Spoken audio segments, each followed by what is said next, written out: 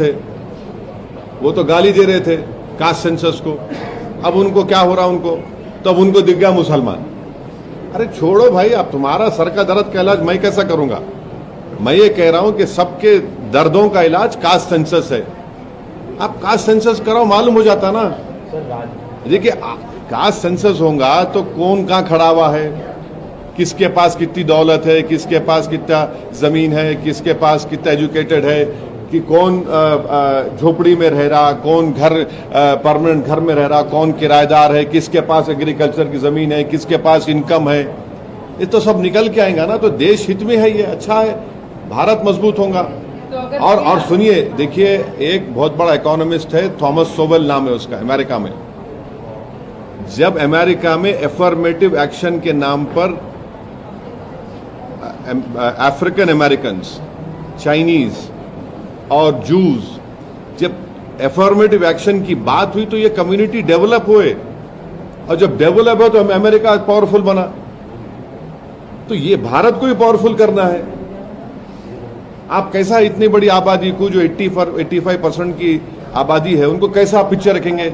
आपको डेटा तो मालूम करना पड़ेगा ना। डेटा मिलेगा तो आप पॉलिसीज बनाएंगे, पॉलिसी बनाएंगे तो देश का फायदा होगा। आपको बस डेटा ही नहीं है तो, और ये भी मालूम होगा कि वो बैकवर्ड कास्ट में बाद ऐसे कास्ट भी है जो हर चीज खा ले रहे, दूसरों को नहीं मिल रहा।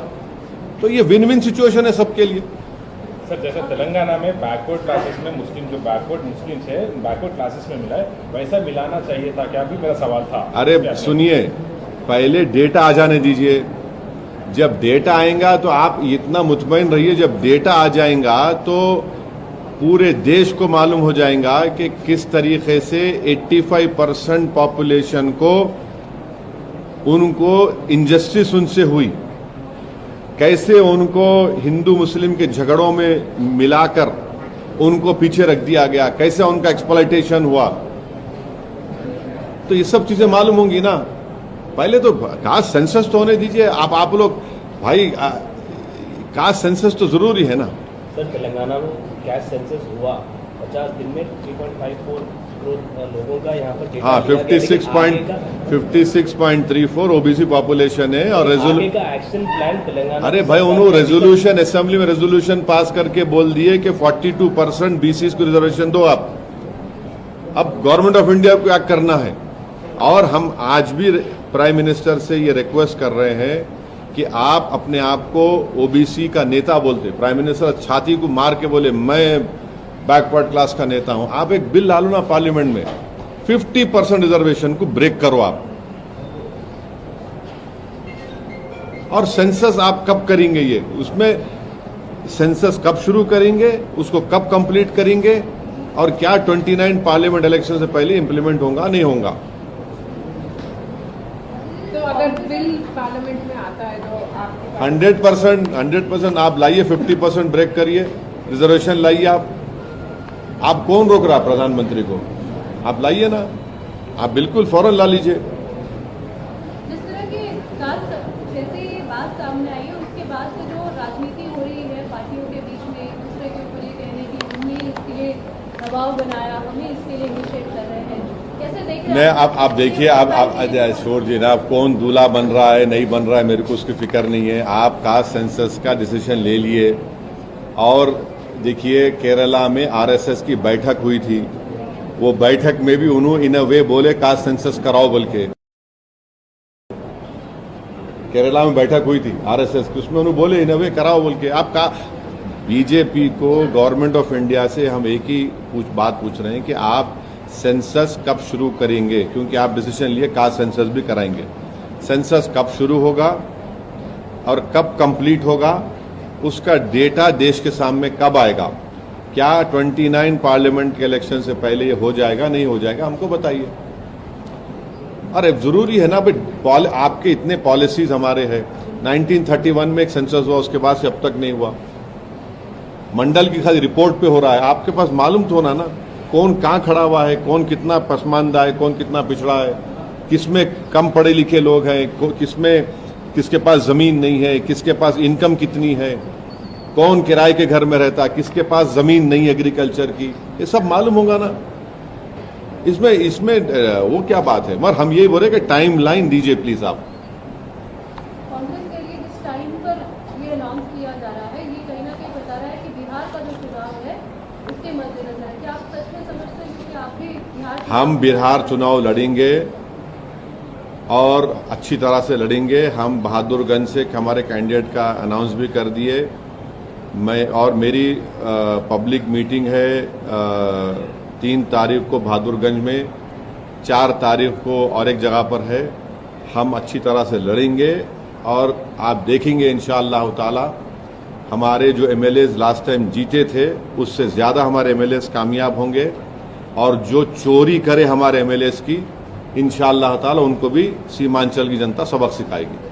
बिहार के इलेक्शंस मद्देनजर रख के ये लाया गया, ये सवाल था सर। सवाल का जवाब ये दे दिया, मैं दिया ना। मैं बिहार का जवाब मैं ऐसे दिया। अब आप जैसा चाह रहे मैं कैसा दूंगा? क्या असर होगा? हाँ, क्या इस बार असर होगा? आप देखेंगे। अब हम अब देखिए बहादुरगंज में हमारी जनसभा है, असर देखेंगे आप। ओके सर, पाकिस्तान का जो कई सारे पोस्ट पे जो विड्रॉ करे सोल्जर्स, मतलब पाकिस्तान का जो डर है वो क्लियरली दिख रहा है। इस पे आपका क्या कहना है सर? सरकार से पाकिस्तानी जो पोस्ट है पाकिस्तान के बॉर्डर के अंदर एलओसी में जो लगे हुए पोस्ट है, वहाँ पे at those post they are withdrawing soldiers and several soldiers left the positions and we are seeing also reports that Pakistani families are going to London. How would you like to respond, sir, and what would you like to say to the center that what center should do? देखिए, मैंने आप लोग जब press conference में ये बात कहा था कि काश 2019 में नरेंद्र मोदी वो जो लॉन्चिंग पैड्स की ज़मीन को हासिल कर लेते, जहाँ से लॉन्च पैड्स होते वो टेररिस्ट के, वो आप उसको ले लेते। अब आप जब ये आपकी न्यूज़ अगर सही है तो बहुत अच्छा है, हमको जाके वहाँ पे ले लेना चाहिए। मेरे को नहीं मालूम आपके ऊपर, वो आप बोल रहे खाली करके चले गए, तो खाली करके चले गए तो फिर हम जाके बैठना वहाँ पे और छोड़ना नहीं। अब के बार अगर कुछ एक्शन ले रहे तो घर में घुस के बैठ जाना, घर में घुस के मारते बोले ना, अब घर में घुस के बैठ जाना, खत्म।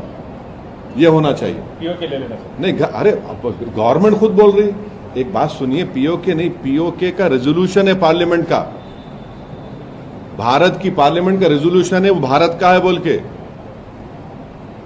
तो बीजेपी क्या बोलती, घर में घुस के बोले डैश डैश बोले, हम बोले घर में घुस के बैठ जाओ आप।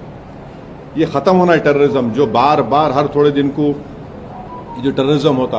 आप देखिए हैदराबाद में लुम्बिनी पार्क का हुआ, दिलसुख नगर का हुआ। मैं एक शर्मा साहब को जानता हूँ, तेलुगु के पंडित हैं, उन्होंने अपनी बेटी को खो दिए।